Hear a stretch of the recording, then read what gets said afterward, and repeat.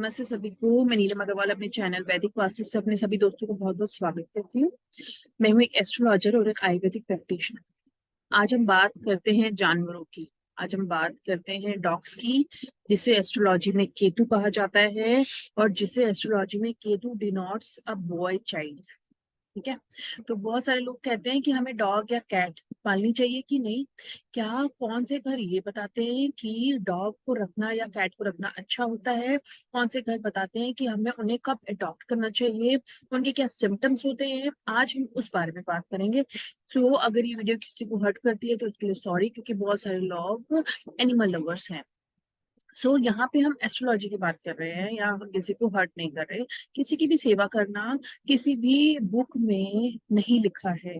तो सेवा करना हमेशा सबके लिए बहुत अच्छा होता है। तो एक टिप देती हूँ, जो इंसान बर्ड्स की, जानवरों की और पौधों की, इन सब की सेवा करता है, चींटियों की सेवा करता है, उसकी कुंडली के बैड इफेक्ट परमानेंटली खत्म और कम होते जाते हैं टाइम टू टाइम। लेकिन एट द सेम टाइम ये किसी को सुनाना नहीं, आपको ये करना है और बस। तो बात करते हैं केतु की, कि हमें डॉग पालना चाहिए कि नहीं अपने घर में, या हमें कैट एज राहु पालनी चाहिए कि नहीं, किस घर में हो क्या हो, हम आज उस बारे में बात करते हैं। तो केतु अगर पहले घर में, आठवें घर में, पांचवें घर में, 10वें घर में होता है तो हमें डॉग को नहीं पालना चाहिए। ये केतु के डेंजर हाउसेस है। इसमें केतु के रिजल्ट अच्छे नहीं होते, क्योंकि ये मंगल का घर है, यहाँ पे फाइट होती है उसकी मंगल के साथ। 10वें घर में अगर आपका केतु है और वहां पे शनि अच्छा नहीं है, तो जो केतु का नेचर होगा वो काफी सख्त होगा। ठीक है, वो अपने रिजल्ट खराब देगा और अच्छा नहीं होगा, है ना। पांचवें घर में अगर आपका केतु है तो वहां पे वो शक्की बनाएगा। अगर आपका केतु तीसरे घर में या छठे घर में है तो वो वीक है। उस कंडीशन में आप कुत्ता पाल सकते हो। कुत्ते का रंग कभी भी ब्लैक नहीं होना चाहिए। कुत्ते ऐसे होने चाहिए जो भौंके। चुप रहने वाले कुत्ते अगर आप पालते हैं तो वो खराब रिजल्ट देते हैं। अगर आपका केतु पहले, आठवें और 10वें घर में होता है तो अ, तो तो आप डॉग को ना अवॉइड करेंगे तो अच्छा ही होगा। लेकिन अगर पहले, आठवें और 10वें घर का कनेक्शन तीसरे घर से होता है तो आप डॉग अगर आप रखेंगे ना तो वो डॉग बीमार हो जाएगा और किसी भी कारण वो मर जाएगा। ठीक है। उनके वो क्यों मर जाएगा अगर तीसरे घर से कनेक्ट है?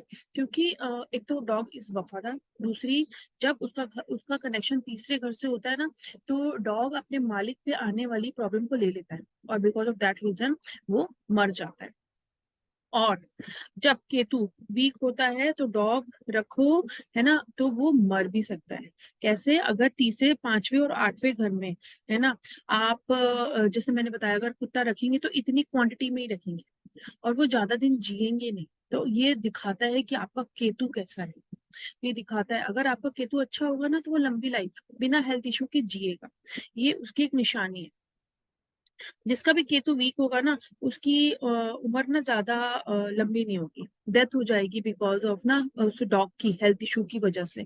तो जब भी आप किसी डॉग को पालते हो, अगर वो छोटा है ना, अभी न्यू बॉर्न है, तो उसको 48, जो राहु केतु की उम्र है, 42 से 48 डेज के बाद ही लाना। बिफोर दैट मत लाना। अगर आप लाते हो तो उनकी इम्यूनिटी, उनकी हेल्थ इशू या कोई दिक्कत उन्हें हो सकती है और वो मर भी सकते हैं। देखो, अपनी माँ के पास रहना हर किसी के लिए बहुत जरूरी होता है। माँ का दूध पीने से बच्चे स्वस्थ होते हैं। तो इसलिए उनको तभी लाएं जब वो आफ्टर 48 डेज के पूरे हो जाए। आप जिसे बाय कर रहे हैं, आप उसे कुछ अमाउंट देके बुक कर सकते हैं और उसे बोल दीजिए कि हम जब ये 48 डेज या 50 डेज का होगा हम इसे तब लेके जाएंगे, है ना। इसी तरीके से अगर दूसरे घर में केतु होता है तो दूसरा घर जुपिटर का भी होता है, मून का भी होता है, वीनस का भी होता है। तो आप अगर दूसरे घर में आपका केतु है तो आप डॉग पाल सकते हैं। जैसे मैंने बोला, डॉग आप व्हाइट कलर का या ब्राउन एंड व्हाइट कलर का, मल्टी कलर का पालो। ब्लैक कलर का मत पालो। ऐसे डॉग को पालो जो भौंके। चुप रहने वाले डॉग माइनस इफेक्ट देते हैं। इसी तरह अगर हमारा केतु नंबर 4 घर में है, तब भी आप डॉग रख सकते हो। अगर आपका छठे घर में केतु है, वहां भी आप डॉग रख सकते हैं। अगर आपका तीसरे या छठे घर में केतु है, तो आप वहां पे काले रंग का डॉग ना पालें, व्हाइट कलर का डॉग पालेंगे या 2 रंग का डॉग पालेंगे तो बहुत अच्छा होगा। 7वें घर में कहते हैं केतु अच्छा नहीं होता, लेकिन यहाँ आप डॉग पाल सकते हैं। इसको पालने से जो आपकी सेपरेशन की हैबिट है या आपको डिप्रेशन इशू है या अगर आपको फैमिली से इतना लगाव नहीं है, तो ये डॉग वहां रखने से ये सब चीजें पूरी होती हैं, है ना।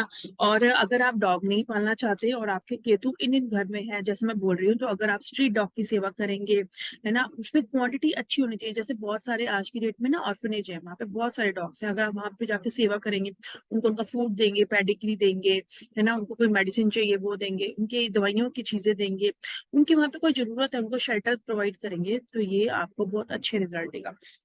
अगर 9वें घर में डॉग केतु आता है तब भी आप डॉग पाल सकते हैं। 11वें घर में अगर केतु आता है तो वो बंदा ना किसी चीज से हमेशा डरता है ना। तो ऐसे में भी अगर वो कुत्ता पाले तो वो रख सकता है, लेकिन भौंकने वाला डॉग होना चाहिए। चुप रहने वाला डॉग, अगर आपका 11वें घर का केतु है तो अच्छा नहीं है, ब्लैक कलर का डॉग नहीं रखना।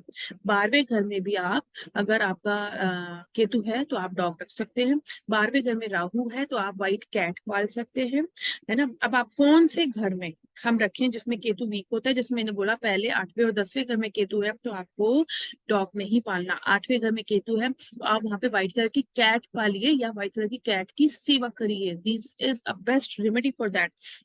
राहु अगर 12वें घर में, 9वें घर में, चौथे घर में है तो आप व्हाइट कलर की कैट पालो और उसकी सेवा करो। अगर नहीं पाल सकते तो आप स्ट्रे कैट्स की सेवा करें, लेकिन व्हाइट कलर की होनी चाहिए।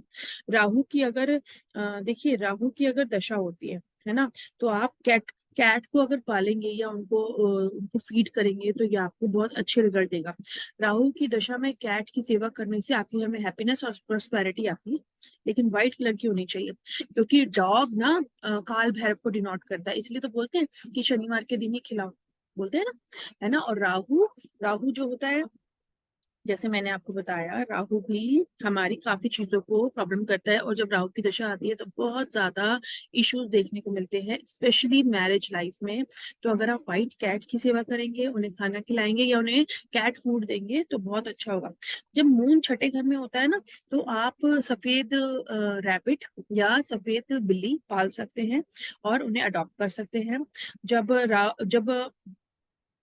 जब मून 12वें घर में होता है तब भी आप व्हाइट कलर की कैट पाल सकते हैं। और जब जहां जहां मून अच्छा नहीं होता, जैसे छठे, तीसरे और 8वें घर में, तब भी आप कैट को टेक केयर कर सकते हैं व्हाइट कलर की, है ना।